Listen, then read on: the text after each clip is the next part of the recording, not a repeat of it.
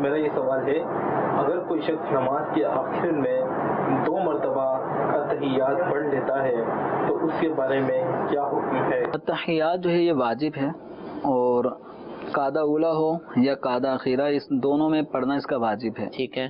اب یہ ہے کہ قاعدہ اخیرہ جو نماز کا آخری قاعدہ، وہ چاہے فجر کی 2 رکعت ہوں یا 2 رکعت والی کوئی نماز ہو یا 4 رکعت والی یا 3 رکعت والی، اس میں وہ قاعدہ جس میں سلام پھیرا جاتا ہے اس کو قاعدہ اخیرہ کہا جاتا ہے. اس میں اگر کوئی 2 مرتبہ اتحیات پوری ایک دفعہ پڑھنے کے بعد پھر دوبارہ شروع کر دیتا ہے جانتے بوجھتے یا بھولے سے، ٹھیک ہے، تو نماز ہو جاتی ہے. اچھا، سجدہ سہو بھی لازم نہیں ہوتا، کیونکہ اب جو موقع ہے نا اتحیات پڑھنے کے بعد جو موقع ہوتا ہے وہ درود شریف کا، دعا کا، تو یہ محل دعا ہے. یہ جو موقع ہے محل دعا ہے، دعا کا مقام ہے.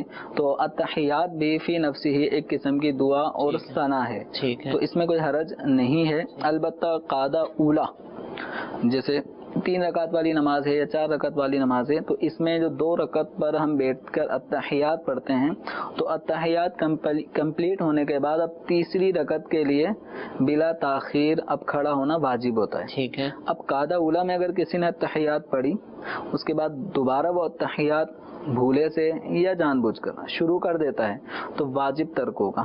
صحیح. اگر بھولے سے اتحیات دوبارہ پڑھنے میں آ گئی، تو اگر اتحیات اتنا ہی لفظ نکلا تھا تو فوراً کھڑا ہو جاتا ہے، تو سجدہ سہو بھی لازم نہیں ہے. اور اگر یہ اتحیات پوری پڑھ لیتا ہے اور بھولے سے پڑھی پھر یاد آتی ہے کہ ایک دفعہ پڑھنے کے بعد دوبارہ شروع کر دی تھی، تو اب اس کو آخر میں سجدہ سہو کرنا ہوگا. اور جان بوجھ کے اگر قاعدہ اولا میں اتحیات کا تکرار کرتا ہے تو یہ واجب جان بوجھ کے چھوڑ رہا ہے، اور جان بوجھ کر جب کوئی واجب نماز میں چھوڑا جاتا ہے تو وہ نماز مکروہ تحریمی واجب الاعادہ ہو جاتی ہے، دوبارہ پڑھنی، اب دوبارہ سے پڑھنا اس نماز کا واجب ہو جائے گا.